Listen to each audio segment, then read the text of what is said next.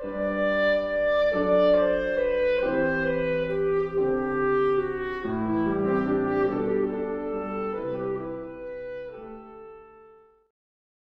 welcome, everyone.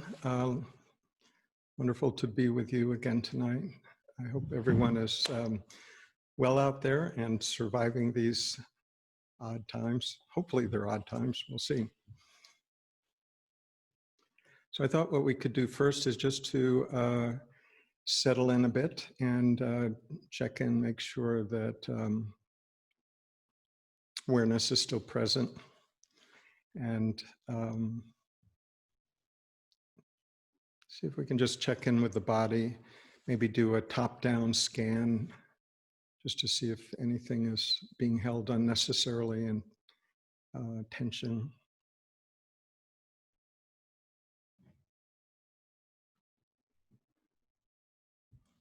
Just check in the most likely parts of the body and see if they can be relaxed just gently. If not, let them be as they are. You can also check and make sure that we're all still breathing.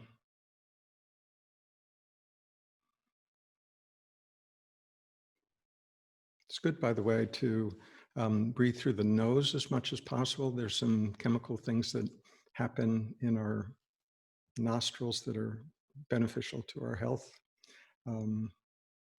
Mouth breathing implies a little more anxiousness. So as much as you can, nose breathing is good. Just allow the breath to be however it is.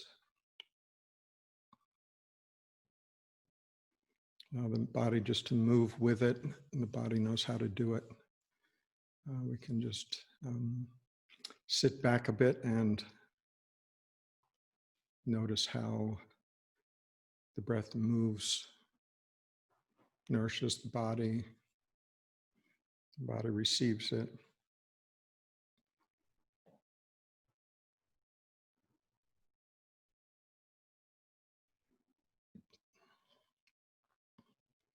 And just also notice our presence in the room. There's a sense of being in this moment, in whatever location you happen to be in. And just sense your presence in the room.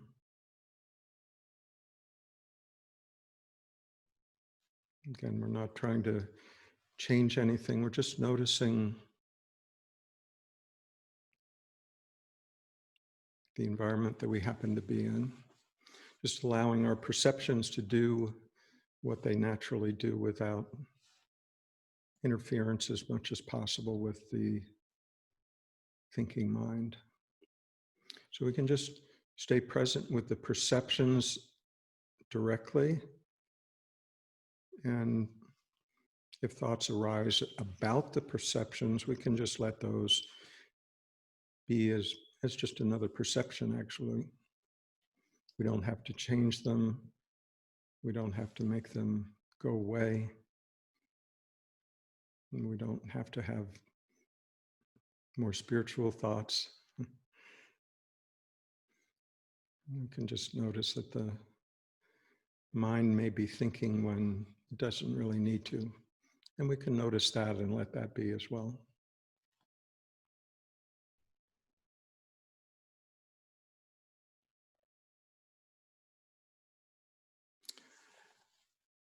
So as we're noticing whatever perceptions may be sensed where you are, just sensing into the sense of being in the room and the environment that you're in.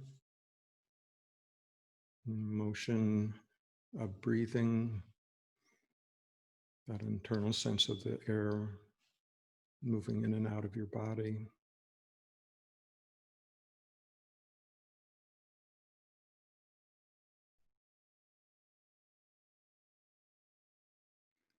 And we can notice that there's something aware of all of these perceptions.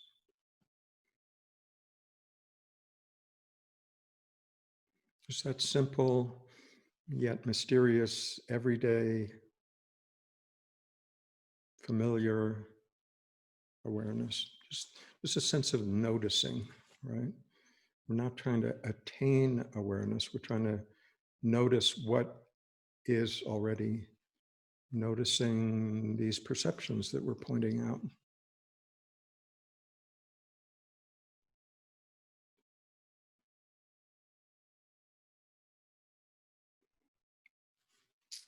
And if we can just shift the point of where we're perceiving from, just shift that gently back to that awareness itself and allowing whatever perceptions are rising to be just be seen as objects that are arising within this field of awareness. So we're not trying to conjure up anything. There's no need to try to attain anything. We're just checking into what's already present. When we slow down just a bit to notice.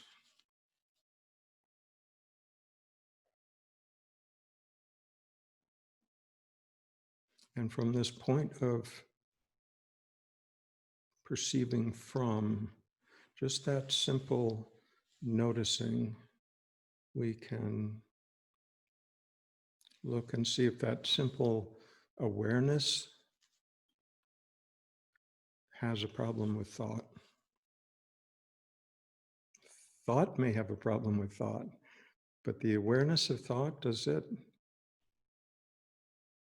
really care whether thinking may be happening in the background or not? Does the awareness itself make any demands that the thinking be different? Or is that something that requires the thinking mind?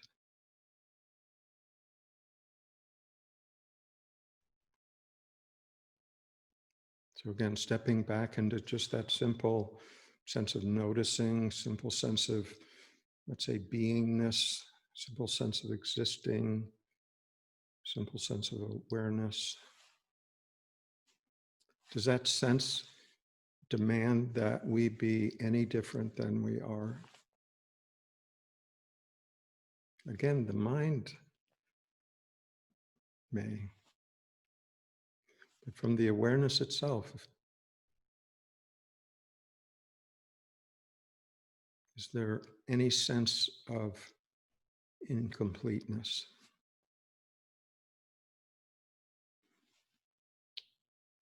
Or do we have to go back to thought or memory to decide that we have a problem with this moment?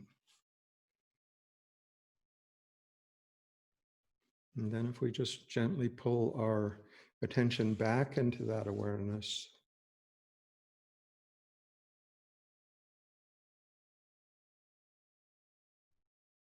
is there a sense of peace there? Is there a sense of okayness there?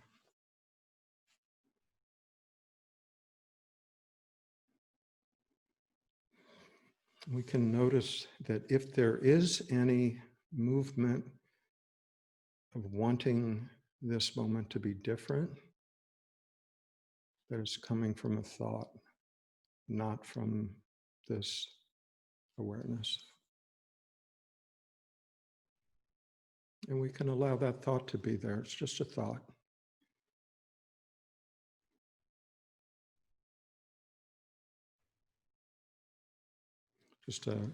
The thought is just an object within our awareness, no different than maybe the sound of the heater or fan in the background. Not a problem unless we decide in our head that it shouldn't be like that. Otherwise, it's just a perception.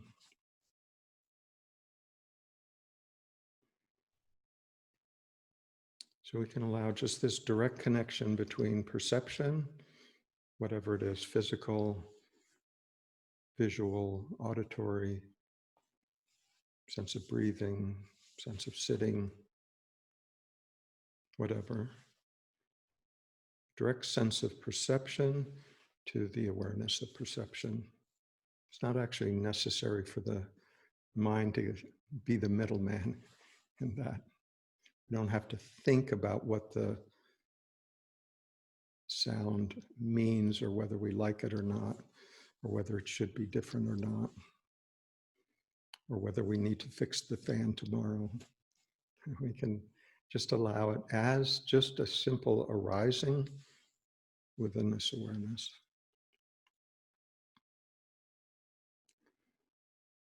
And so this simple little process of just sort of going in through the body, through perception, noticing the already existing presence of awareness and sensing into that,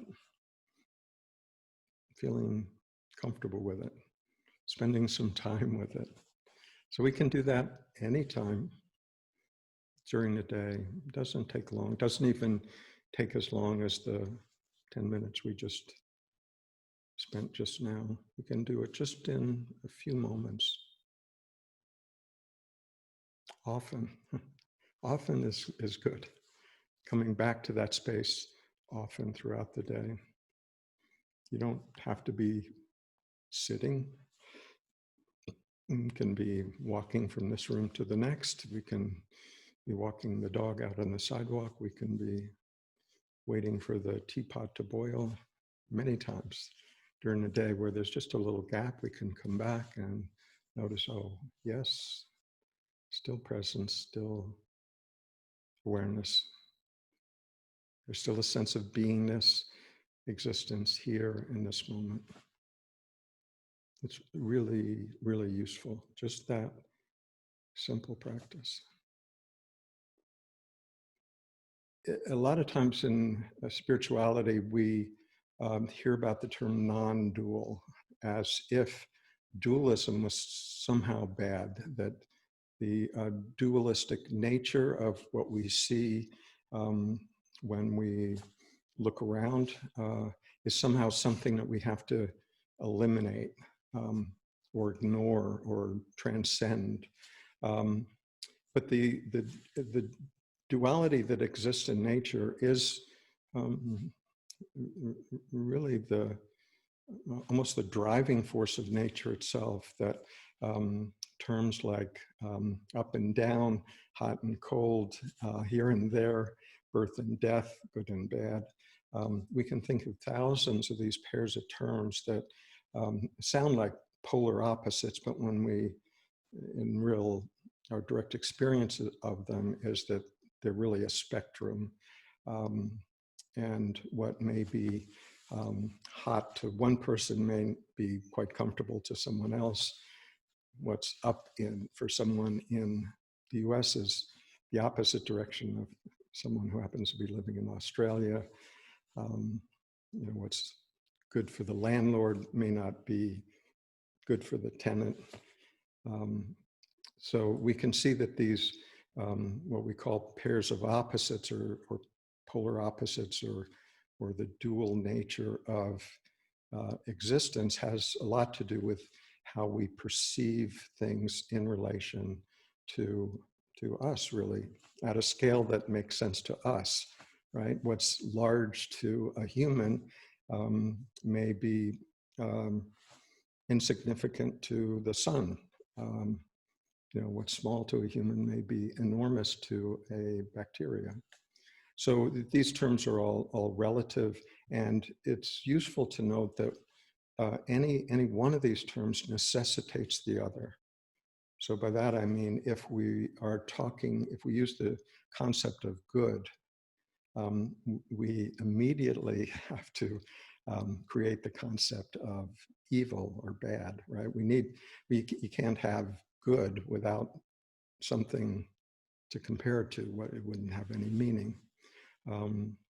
So that, you know, that pairing, you know, if let's say the society is particularly peaceful and beneficent, you know, that pairing could shift a little more this way, or it might shift a little more the other way. But those two terms are relative depending on the person observing it, depending on their conditioning. Right? Okay, so when we look outside into the world, we can see this duality operating everywhere. And the point isn't to deny it. The point is to understand that that's how we view things, right? It's how we've learned to view things, and it's not even a bad thing, right? It's helpful to be able to distinguish, between, I don't know, food that's good to eat, food that's not good to eat, air that's clean, air that's, I shouldn't be breathing. So being able to distinguish and categorize and analyze between different things that we may encounter in the environment is a useful thing, right? So it's not something to be denied or denigrated in any way, but it's useful to see that that's how we're functioning, to a very large extent in day-to-day existence. So it's useful, it's functional, but it's also a limited way to look at the world if our goal is to discover unity, the oneness of all. So even the word unity is, you say the word unity, and it actually implies that there can be something that exists that isn't unity. Otherwise, why would you have the word unity? So we can, when we go looking for the extent of the tendency of the mind to make distinctions between this and that, it gets more and more subtle. So in Eastern religions, Ramana Maharshi used the term one without a second, right? So he was making clear that we're talking about unity, but not unity as compared to anything else. It was just unity of, well, everything, right? So I don't know whether it's been maybe, what, 500-600 years ago that Copernicus, I guess one of the original astronomers using mathematical principles, discovered that it wasn't that the sun and the planets went around the Earth. Actually, the Earth was going around the sun. And that may be true, but our direct experience of life as we live it is that the whole world revolves around me, right? That's the way we look at things. Everything's happening out there. Everything that happens, we tend to look at it from how it relates to me, right? How it relates to us. Whether it's beneficial, whether it's harmful, whether it's scary, whether it's fair to me, right? Generally, right? So when we meet somebody, we decide whether we like this person or not based on my preferences, right? Whether this person is interesting to who? To me. Am I going to see this person again? Do I want to spend time with this person? Will this person make me happy? Do I want to go out on a date with this person? There's this relationship between me and things that happen around me. So the question then, what is this? That we have this me, and then we have everything else out there that's happening. And so the question arises, where's the dividing line? Where do I draw the lens, I guess you could say, that on this side of it is me, and on that side of it is everything else? And I would suggest what most of us have learned to do is to define that point of demarcation at our skin, right? This side of the skin is me, out, and that side of the skin is everything else. So in some sense, this is, a more fundamental duality than just seeing differences out there between this object and that object, how they relate to each other, how they're different.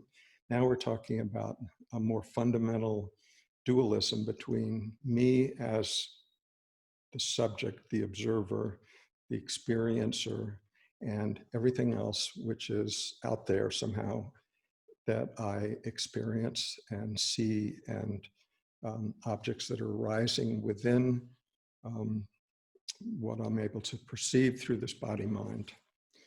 Okay, so this demarcation at the skin level implies that what is the subject living this life is this body-mind, right? That's the basic assumption. I'm living this life. I'm going out and getting a job. I'm driving. I'm doing this. I'm doing that. So the first thing to do is to look and see that there's some truth in that, right? I can see that, this this body is different in appearance, different in history, has a different name than that body mind over there. So, we don't, again, like the objects that we see out in the world, we don't have to deny those differences. We can look around and say, yes, this person has a different set of ideas, different set of beliefs, different history, different name, different skin color, different religion, different everything. So we can acknowledge that, yes, those are the differences. But we can also see that even if we defined ourselves by all of those attributes of this body-mind, would that be a complete description of the entirety of what we are? And I think that all of us would acknowledge, no, there's something else there. We can, define our history, our likes, our dislikes, our situation, our ideas, etc. But it doesn't quite get at the heart of the matter. There's still something more fundamental there. But that's the tendency that we have, is that this mind that we've trained, actually that's evolved over eons, to be able to see very fine differences between this and that. We apply that to our perception of other people, So we focus on the differences, and we tend to forget about, well, it's all being animated by the same life force, right? Which seems somewhat fundamental. So we ignore that and focus on the differences. And that's what we that's what we tend to perceive. So, and those differences, again, there's some functional value to it, because this body mind, as it navigates in the world, it notices when it eats a good meal. It notices when somebody says a kind word or not about them. Notices when someone pats them on the back or hits them on the head. So seeing those distinctions have some functional value when we navigate out in the world. So again, we're not trying to deny that what the body mind experiences as a separate body mind from out navigating in the world, has some requirements. We don't need to deny that. But we can also see that it's not the entirety of the matter. I mean, even on a purely physiological, ecological basis, we're obviously all highly dependent on the warmth, which ultimately comes from the sun, um, presence of water and food and oxygen, which comes from plants, which also comes from water and the sun. So even on that level, we're not a separate entity apart from everything else, even though we tend to behave, imagine ourselves as if we were me and everything else out there. Okay. The question about us each being a separate, independent entity out walking around in a big, sometimes dangerous world, makes the presumption that somehow we're an independent creation apart from everything else. Right? So, I mean, there's how many, 7 or 8 billion of us now, just humans, but, so each of these humans imagining that there's somehow a separate independent entity, somewhat apart from life itself, is to imagine that they inhabit their own creation, own private world that has reality to them, right?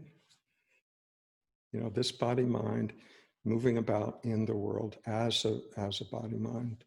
But that assumption of being sort of an independent entity it's quite extraordinary. It's quite arrogant, actually. I find it absolutely, utterly astounding that there's even one creation, much less 8 billion. That there's one entity that has this apparent form, has apparent movement, has apparent unfolding in an utterly magnificent, spectacular way. Just one creation like that is absolutely extraordinary. So, but when we believe that, we are an independent entity, the thinker of our own thoughts, the, doer of our own deeds, sort of the master of our ship, we believe that, our personal will is more trustworthy than God's will.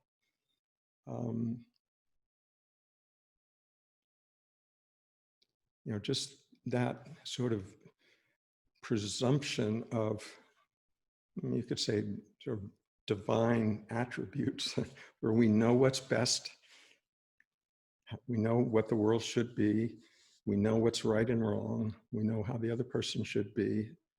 I mean, these are, when we look at them, those are really sort of attributes that we would normally give to a God, right? But we take them on ourselves. We feel like we have that authority.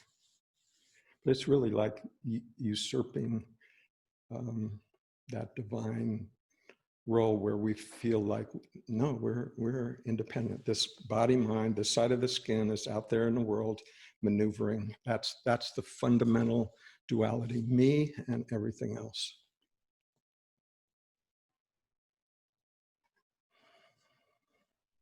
But when we believe that, we miss the opportunity to see what is really oneness, right? We're so convinced of our separateness that we can't imagine what this oneness would even feel like.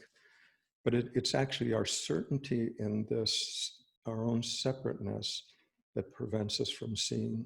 It's not like unity is out there on the outskirts somewhere that we have to find it. It is the essential fact of of existence, and we miss it only because we have such certainty that no, this is separate. Me, this side of the skin, me is separate from the rest of life. And it seems like the technological direction that we're going in, there's a certain attraction to becoming more and more separate from life, right? Less dependent on nature for food, for, essential health, for even for thinking,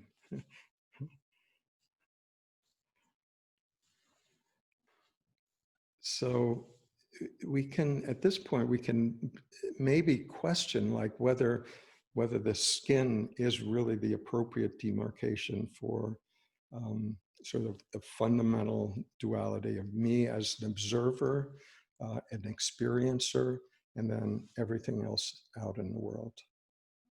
Right? So we've talked before about just the how perceptions are actually experienced, and we've talked about having like 6 fundamental pathways. You could divide this up in different ways, and many traditions have, but I find this somewhat useful. So 6 pathways of perception, two primary ones for the the outside world at large. Seeing and hearing are a primary sort of at a distance kind of perceptions. And then we have the bodily perceptions of the physicality of the body, taste, touch, hearing, pain, discomfort in the body, etc. And then also the emotional senses within the body. So emotional and physical within the body, and then in the mind, the thinking process and mental imaging, seeing in pictures. So 2 exterior, 2 body-oriented, 2 mental-oriented. But where these perceptions are registered at, it's not like the eye itself sees anything. It is a receiver and a transmitter, but the seeing doesn't actually happen in the eyeball. It happens when that information is received in the brain and reconstituted in a way. And then there's something that notices that. We can call it awareness, consciousness, just noticing. So whatever the perception is, that's where we end up, at that interface, that junction of awareness and perception. So in this very real sense, we never actually experience anything other than this, at this interface. We don't ever actually experience anything out in the world. We imagine all of that, we intuit all of that, but it's all based on perceptions received by this sensing organism that we call our body minds. And, but it also requires awareness, right? No awareness, no world, no experience, period. We can have awareness without perception, right? Awareness being aware of itself prior to the arising of any perception or ideas or thoughts or any experiences. But we can't have experiences or perceptions without awareness. So from this very practical, observable point of demarcation between awareness and perceptions is much more fundamental than the dualistic assumption that the point of demarcation between me and everything else is skin, right? Skin is, something, it's actually, skin is an object arising within awareness, just like our body minds, just like the chair in the room. Right? So this point of, defining this point of demarcation back at awareness and perception seems much more appropriate, much more fundamental. And when we first encounter that, it may feel a little unstable, right? Sometimes we can just rest right at that junction, noticing the perceptions like we did at the beginning of the talk tonight, and at the same time, concurrently being aware that it is the awareness that is taking it all in. So the point of perception is from awareness, recognizing whatever perceptions may be flickering on the screen of awareness.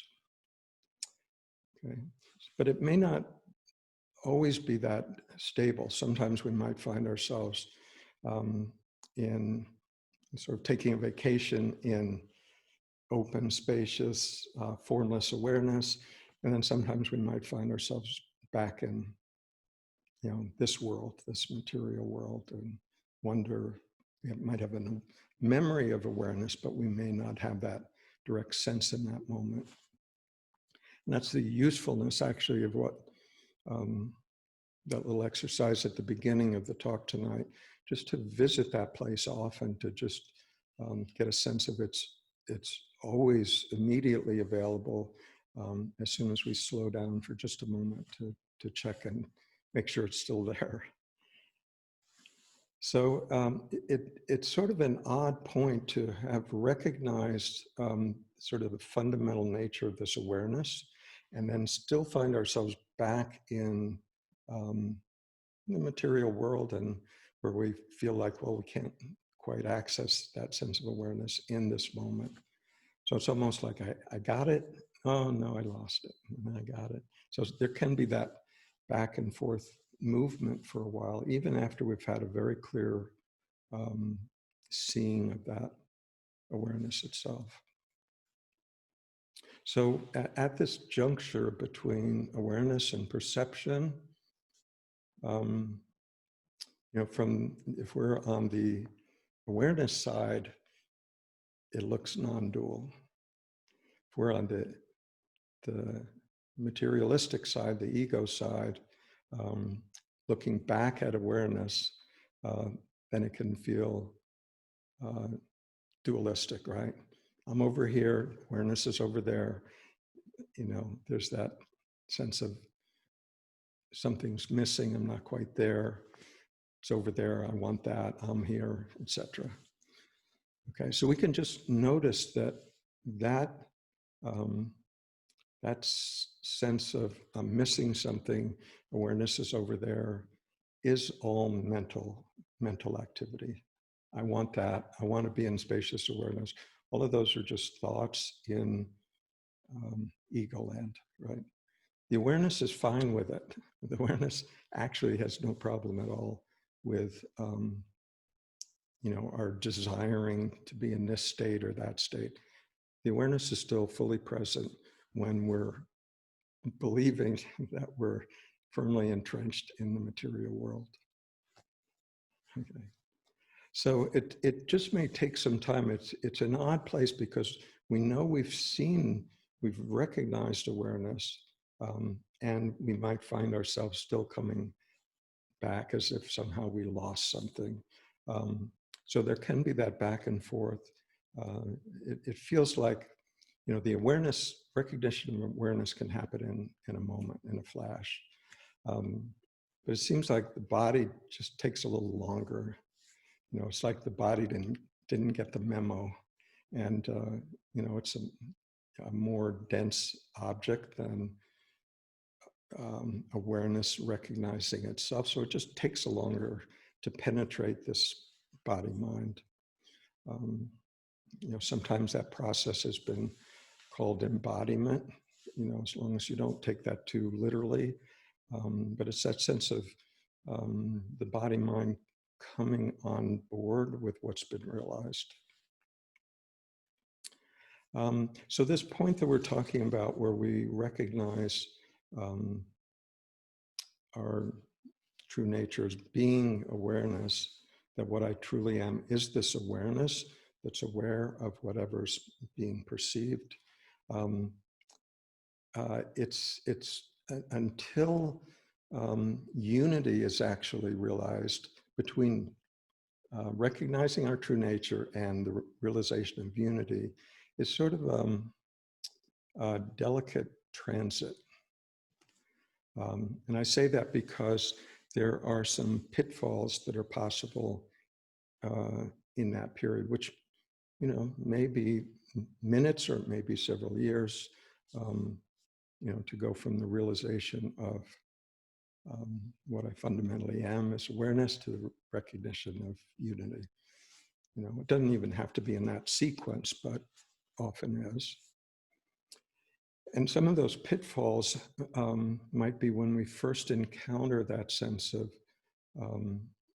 what I am as awareness. It is immensely liberating because we discover that what we are isn't actually subject to all of the conditioning that we felt troublesome, that we found hard to deal with, to undo, and all of that effort. We just see, well, that's fine, I can work on that if I feel to, but fundamentally, that isn't what I am. That's tremendously liberating.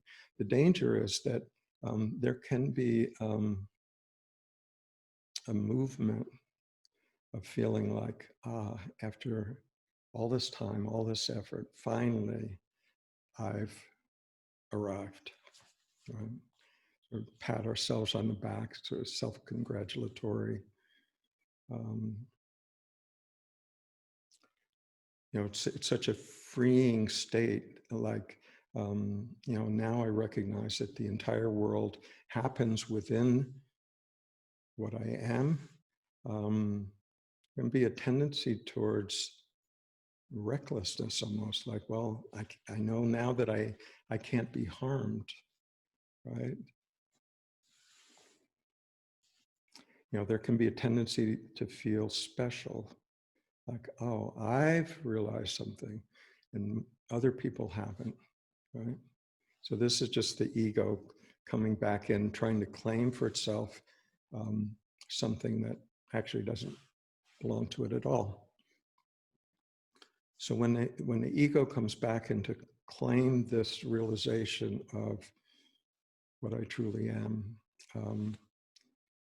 it can be quite problematic. I mean, there's a term called enlightened ego, where the ego basically co-opts the realization and takes it to be its own. I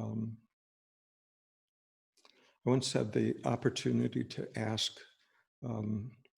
Eckhart Tolle why it was that some, highly advanced spiritual teachers sort of fell off the deep end. And his answer was very simple. He said, because they began to feel special, different from other people. So that sense of different from, more elevated than, is a movement of ego. This is the enlightened ego, and all too often, people that may have been in the vicinity of this person buy into that, treat the person as special, and you go down that road. Okay, dangerous. So it's actually, these potential pitfalls are actually one of the reasons that a lot of spiritual instructions is dedicated towards, we could say, spiritual virtues, before they're actually realized as your own inherent virtues. They can be taught, they can be practiced. I mean, I'm talking about things like loving kindness, compassion, recognition of the, will of God. So these may be practiced before the fundamental realization, but I would suggest that the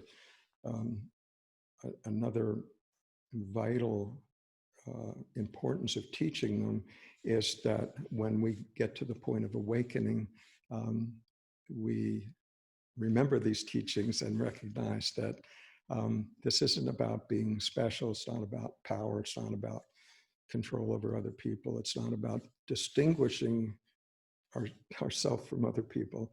It's about the recognition that there is only one thing happening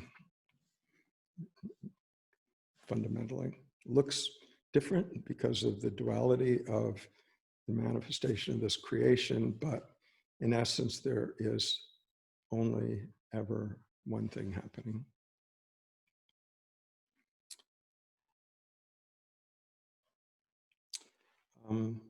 This point of what I've been calling this, fundamental duality of me as awareness and the, everything else, everything that arises within that field of awareness, including our own body mind, right? Just like we can be aware of our thoughts, we can be aware of our feelings, we can be aware of our stubbed toe, we can be aware of what we see, what we hear, everything. We can be aware of our skin, we can be aware of our hands. So all of those things are objects within the field of awareness.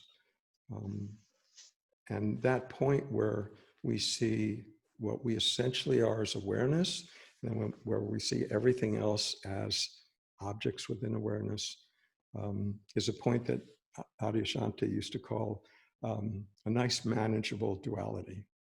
Me as awareness and everything else, right? Everything else, including these body minds, seeing these body minds also as objects within awareness, seeing thoughts as objects within awareness.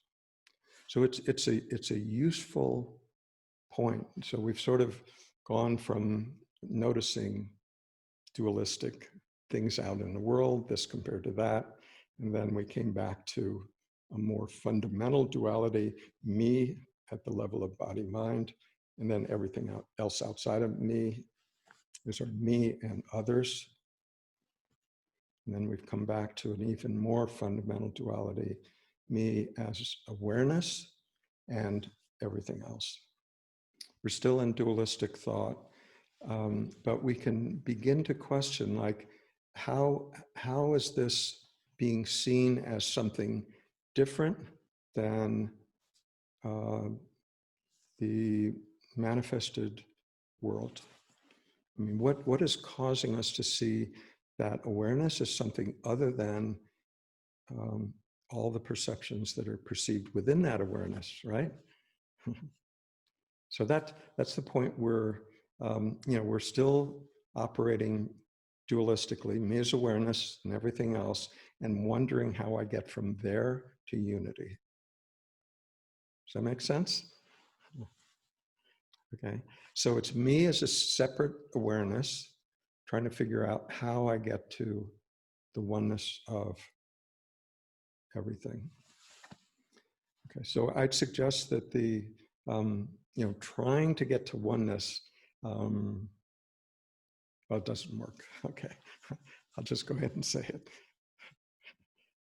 Because awareness, the oneness is already the condition. It's only our perception, our belief that is preventing us from that realization. So, the effort shouldn't be like, where in my misperception can I find oneness, as if it was somehow an elusive thing out there somewhere. Our effort should be like, what am I believing that isn't true? That we can do. And the fundamental belief is that the awareness is other than that which appears within awareness. Okay. And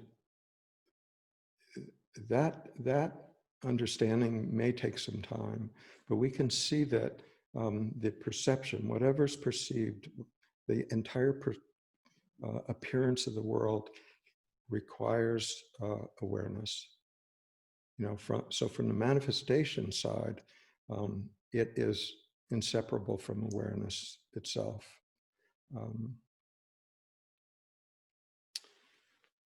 From the awareness side, it's really, well, let's just say from the pure potential, pure undifferentiated potential. The first movement into form is this movement into that sense of beingness, like I exist, I am. And then from that, these forms appear. Forms don't appear without the awareness, without the consciousness, without the awareness. And from these forms, we're able to perceive and intuit the entire manifestation.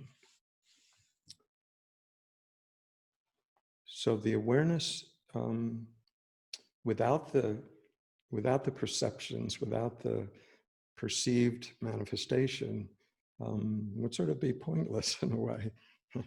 And manifestation without awareness is not possible. So that's, when we see that deeply, we see that they're actually not two things. We see that they're actually, in some sense, dependent on each other. They're not separate existences. They are the entire manifestation, the entire world is a manifestation of this source, this infinite potential appearing as this. And that awareness is present to notice whatever appears within its field, and that's what we get to experience. So from that perspective, there is both the movement of creation, where we're the observer, and at the same time we get to play a character in the manifestation. So we get to play both roles. We get to watch the entire unfolding of everything, and we also get to be our character running around in the apparent world, enjoying it, right? Doing whatever it is that we may choose to do.